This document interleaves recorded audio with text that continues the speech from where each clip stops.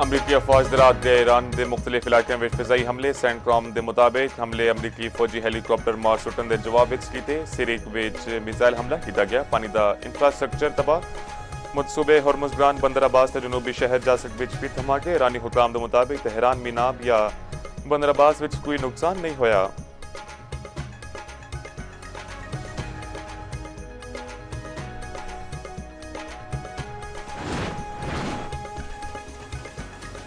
ईरानी पासरानी इनकलाब का भी जवाबी वार। खिते विच बाज़ अमरीकी अड्डियां नूं निशाना बनाने का दावा। बहरीन विच मौजूद अमरीकी 5th फ्लीट उत्ते ड्रोन हमला किया गया।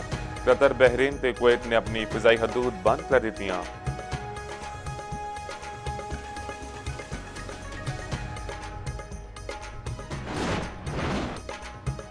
महफूज रहना चाहते हो तो साडा खिता छड़ दो। ईरानी वजीर खारजा अब्बास अरागची दी अमरीका नूं वार्निंग। आखिया शिकस्त के बावजूद अमरीका साडे अज़म नूं आजमा रहा है। साडी अफवाज हमले का जवाब दिते बगैर नहीं रहनगियां।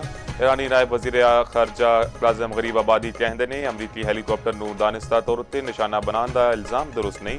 कशीदा सूरत हाल विच इंज दे वाक़ियात पेश आ सकते हैं।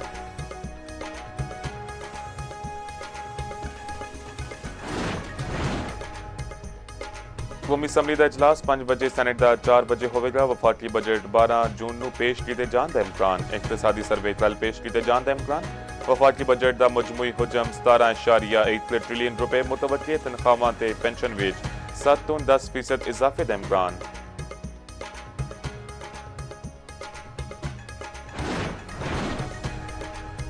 बेशतर इलाकों में अज भी मौसम शदीद गर्म ते खुश्क रहने का इम्कान। लाहौर विच पारा 45 डिग्री तक जाने का इम्कान। पिछले ध्याड़े सिबी 49 डिग्री के नाल गर्म तरीन शहर रहा। नूरपुर, थल ते दादू विच दर्जा हरारत 48 डिग्री सेंटीग्रेड रिकॉर्ड किया गया।